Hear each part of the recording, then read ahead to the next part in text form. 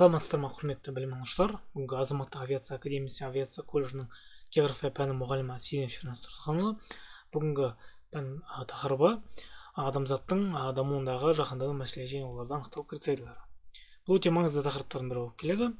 Бүгінгі тақырыптың негізгі мақсаты осы адамзаттың жаһандану мәселелерін ескере отырып, жаһандану ұғымы және оның мәселелерін, жаһандық мәселелері, тұрақты даму, экология дағдарысты шеше білу. Бүгінгі жетістік критерийі білім алушылар жаһандану ұғымын түсінеді, жаһандану мәселелерінің түрлерін және пайда болу себептерін анықтай алады, адам өміріне жаһанданудың қалай әсер ететінін түсіндіре алады және тұрақты даму концепциясын ескереді. Ғаламдық проблема деп отырғанымыз бұл бүкіл дүние жүзін, бүкіл адамзатты қамтитын, оның қазіргісі және болашағына әсер ететін, қауіп төндіретін және де оның шешілуіне бірігіп күш жұмсауды, барлық мемлекеттер мен халықтарды біріккен әрекетін талап ететін проблемаларды атайды. Жаһандану терминін алғашқы ғылымға енгізген 1983 жылы америкалық экономист Теодор Левит болып келеді. Ғылымдық проблема ол қазіргі таңдағы қышқыл жаңбыр, парниктік газдар, озонның жұқаруы, ядролық қақтығыс, милитаризм, конверсия, ноосфера, климаттың жылынуы және жаппай қырып-жою қару болып табылады. Ғаламдық мәселелерді анықтау критерийлері бұлар үшке бөлінеді. Ауқымына байланысты, маңыздылығына және шешімнің күрделі болуына байланысты. Ауқымы бүкіл дүние жүзін адамзатты қамтиды. Маңыздылығы адамзаттың қазіргі және болашағының қауіп төндіруіне байланысты дүние жүзі елдерінің барлығы үшін өзекті мәселе болып табылады. Шешімнің күрделі болуы шешімді бірігіп күш жұмсауды талап етеді. Барлық мемлекеттер мен халықтардың біріккен әрекетін қажет етеді. Ғаламдық мәселелерді күшейтетін факторлар олар жаппай қырып жоятын қару түрлерін жасау нәтижесінде адамзат өркениет тіршілігіне қауіп төнуі, екіншісі адамның шаруашылық әрекетін табиғи ортаға кері ықпал етуі арқылы экологиялық жағдайдың нашарлануы қазіргі таңда өте қарқынды рөл атқарады. Үшінші, дамыған елдер мен дамушы елдердің әлеуметтік экономикалық даму деңгейлері арасындағы алшақтықтың ұлғаюы, бұл экономикалық мәселе. Төртіншісі, табиғат ресурстарын пайдалану қарқынының күрт артуына сарқылатын ресурстардың азаюы. Ғаламдық мәселелер өзара байланысы, ол бейбітшілікті сақтау, энергия және шикізат, экологиялық, демографиялық, азық-түлік және дүниежүзі мұхитын игеру болып табылады. Ғаламдық проблемаларды топтастыру, бұл жерде біз негізгі топтастыратын болсақ, қоғам және қоғам, адам және табиғат және адам және қоғам сияқты топтарға бөлеміз. Және бұл жердегі сұрақтар, негізгі ой талқылайтын сұрақтар, олар кім кінәлі, не істеу керек, адамзатқа қандай ұсыныс айтар едіңіз? Бұл сіздерге тапсырма болып табылады. Ғаламдық мәселелер деп бүкіл әлемді қамтитын адамзаттың бүгін ертеңіне қауіп төндіретін шешілу барлық елдерді әсер ететін факторларды талап ететін мәселелерді атайды деп Максаковский ең бірінші тұжырымдап кеткен болатын. Ғаламдық проблеманың түрлеріне келетін болсақ, бағана айтып кеткен бейбітшілік сақтау, дүниежүзілік соғысқа жол бермеу, жаппай қарулану, ядролық қару, экологиялық проблема, озон қабатының жұқаруы, ормандардың азаюы, энергетика және шикізат, демографиялық мәселелер және тағы да басқа болып келеді. Жаһанданудың құрамдас бөліктеріне келетін болсақ, мәдени, коммуникациялық, экономикалық, аумақтық, этникалық және ақпараттық.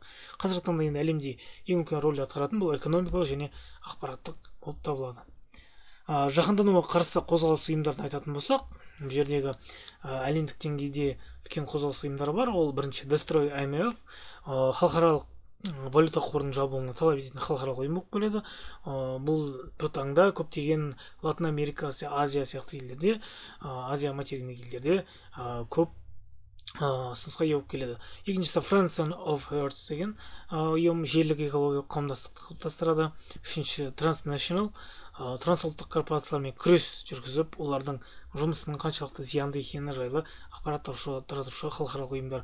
Бұның ішіндегі ең үлкен әсер ететін, мысалы таңдағы әсер етіп жатқан әлемдегі ол Shell, ExxonMobil, Chevron сияқты мұнай компанияларын айтуға болады. Бұл жерде көптеген экологиялық мәселелерге олар көп назар аударып бермейді. Төртіншісі People's Global Action деген ұйым, бүкіл әлемдік сауда ұйымы шеңберінде сауданың либерализациясына қарсы халықаралық ұйым. Бесіншісі INPEC, ол әртүрлі ұйымдардың белсенділігінен құралған наразылық акцияларын даярлаумен айналысатын жаһандануға қарсы ұйымдастырушы комитет болып табылады. Бұл жердегі енді басты мәселе алатын болсақ, бұл жердегі ұйымдар көрдіңіздер ме, экологиялық, экономикалық және қауіп төндіретін әлемдік жаһандану мәселелерін ескеріп отырады.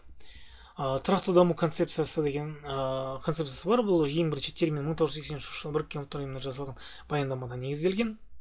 Тұрақты даму дегеніміз қазіргі уақыттың қажеттіліктің қамтамасыз ете отырып, болашақ ұрпақтардың өзінің қажеттіліктерін қамтамасыз етуіне қауіп туғызбайтын даму. Оны Брундланд комиссиясы біріккен ұлттар ұйымы негізінде құрылған. Тұрақты даму табиғи қорлары, олардың байлығы мен біртұтастығы толық сақталатындай етіп тиімді пайдалануға бағытталған. Бұның негізгі мақсаты не? Бұл болашақтағы келесі ғана ұрпақ емес, келесі ондаған 20 шақты немесе жүздеген ұрпаққа болашаққа бағдарланған тұрақты дамуға бағытталған концепция болып табылады. Бұл яғни біздің болашақтың өзіміздің болашақтағы болашақта өзгертетін ұрпақтарымызға негізделген және ресурстарды барынша біз үнемді қазірдің кезде пайдаланып, оны болашақ ұрпаққа мұрағат етіп қалдыру болып табылады.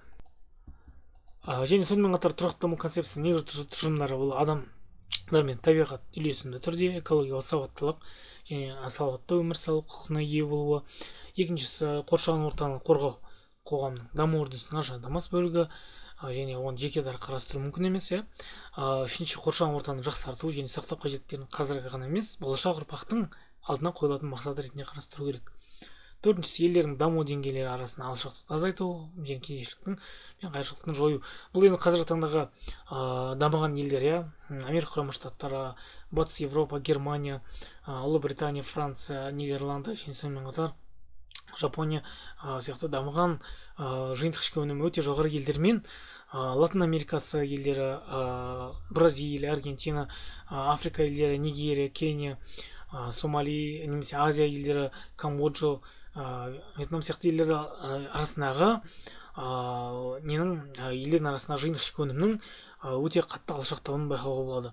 Бұл таңда қазіргі таңда жиынтық ішкі өнімнің оның ішіндегі пайдаланушы барынша консюмер дейді, солардың арасына байланыс есептейтін болсақ, дамыған елдерге қазіргі таңдағы әлемдік экономикалық дамудың шарттарын есептей отырып, олардың арасында алшақтығы өте жоғары екені байқалады. Бұл болашақта үлкен мәселелер туғызуы мүмкін. Экономикалық бірінші, одан кейін барып саяси, одан кейін экологиялық мәселелер туғызуы мүмкін. Бесіншісі, елдер тұрақты дамуға қол жеткізу үшін өндіріс пен тұтынудың осы мақсатқа кедергі келтіретін мәселелерін мүлде пайдаланбау және оның шектеуі қажет, барынша шектеу қажет. Және осы тұрақты даму концепциясы өзара тығыз байланысқан үш құрамдас бөліктердің басын біріктіреді. Ол жүйелерді пайдалану, тиімді экономика, әділетті қоғам. Ал тұрақтылық принциптері бұл құрамдас үш бөлікті біртұтас жүйе ретінде қарастырады. Бұл деген ең бірінші менің ойымша тиімді экономика. Себебі экономика ол базис болып табылады. Экономикадан кейін ары қарай уже экожүйені де әділетті қоғамды да жасауға болады. Тиімді экономика барынша оның ішіндегі өндіріс құралдары және оған қатар жүргізіліп жатқан экономиканың негізгі жиынтық ішкі өнімін барынша пайдалану, барынша дұрыс бағытта негіздеу ең маңызды мәселелердің бірін талап етеді. Және сонымен қатар экожүйелерді пайдалану және әділетті қоғам бұл экономикаға байланысты. Неғұрлым экономика бізде барынша дұрыс тиімді пайдаланатын болса, ары уже мәселелердің шешілуі оңтайлы болады. Экологиялық дағдарыс қоғам мен табиғат арасындағы қатынастарды қарама-қайшылықтардың күрт шиеленісуі. Стокгольмда 1972 жылы, Рио-де-Жанейрода 1992 жылы экологиялық конференциялардың негізінде экологиялық дағдарыс ғылыми мәселелердің бірі ретінде ресми түрде танылған. Экологиялық дағдарыс 20 ғасырдың екінші жартысынан бастап күшейіп отырған болды. Экологиялық дағдарыстан экологиялық апатта жата білу керек. Ол дағдарыс адамның белсенді әрекетінен болатын қайтымды күй, апат қайтымсыз құбылыс болып табылады. Бұл таңда енді бізде көптеген конференциялар жүргізіліп жатыр. Әр 10 жыл сайын және соған ескере отыра, соған қарамастан да экология қазіргі таңда әлемдік деңгейде барынша күрт шиеленісіп отыр деп айтсақ болады.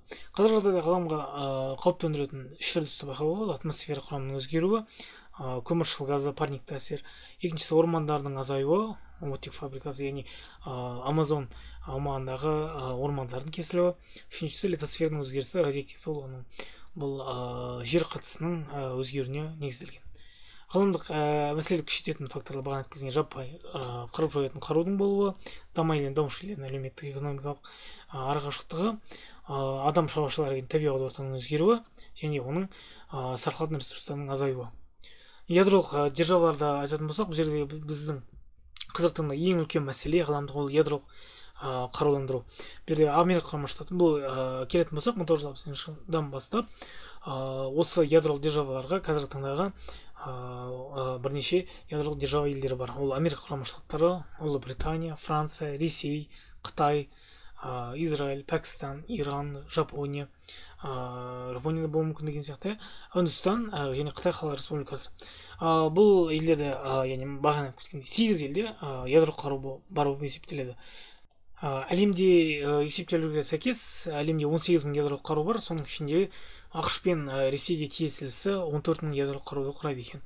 Қараңыздар, 90% ядролық қару ақш пен Ресейдің қоластында десек болады. Бұған дейін енді КСРО елінде болды, көптеген 1970 жылдар оның саны 40 мың болған болатын. Қазіргі таңда енді барынша ядролық қару азайтылып жатыр. Бірақ сонда да бұл өте қауіпті факторлардың бірі болып келеді. Қазіргі таңдағы тек саяси емес, экономикалық және экологиялық үлкен мәселеге алып келуі мүмкін. Қазіргі таңдағы өзгеріп жатқан өзгерістерге байланысты, саяси өзгерістерге байланысты бұл өте үлкен қазіргі таңдағы жаһандық мәселе болып табылады. Әлем елдері картасында бағана айтып кеткендей, ядролық қарудың жарақтарының таралу туралы ақшта 3500 дана, Ресейде 2800, Ұлыбритания 512, Қытайда 400-ден аса, Францияда 184, Израильде 150 немесе 200 арасында есептеледі, Үндістанда 7-20 арасында, Пәкістанда 30-90 арасында, Қытай Халық Республикасы 4-12 арасында бар деп есептеледі. Ең бірінші ядролық қару сынақ жүргізген 1945 жылы бірінші сынақ Америка құрама штаттарында жүргізген болатын. Одан кейін КСРО, Ресей 1944 жылы сынақ жасалған болатын. Соның нәтижесінде болашақта Қырғыз Қабақ соғысына алып келген болатын, яғни холодная война демекші. Бірақ қазіргі таңда бұл әлдеқайда ең үлкен мәселелердің бірі болып табылады. Қорытындылай келе біз ғаламдық мәселелер бұл аталған дармен шектелмейді. Іс жүзінде олардың саны әлдеқайда көп. Жалпы алғанда ғаламдық мәселелердің шиеленісуі адамзада өркениетін өзін жою қаупін төндіреді. Сондықтан бірлескен іс-қимылды күш-жігерді қажет етеді. Қаншама біріккен ұлттар ұйымы болсын, біріккен ұйымдар болсын, сондықтан да әр адамның бұл мәселені бірге біз шешуіміз қажет. Әрқайсымыздың үлесетін болсақ, пайдамыз ететін болса, бұл мәселені шешуімізге болады. Сонымен қатар ол ядролық қарудан басқа жасанды интеллекттің қауіптілігі бар, және де басқа экологиялық, басқа ірі үлкен әлемдік деңгейдегі қауіптіліктер бар. Бірақ соны ескере отырып, сіздерге үй тапсырмасын беремін. Бүгінгі жаһандану географиялық аймақтар бойынша таралымда қандай ерекшеліктері бар? Бұны сіздер келесі үй жұмысына орындап келіңіздер. Жаһандану артықшылықтары мен кемшіліктерін жазасыздар.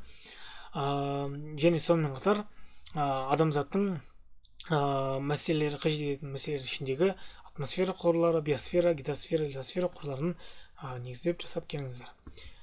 Назарларыңызға рахмет. Жақсы, қош сау болыңыздар.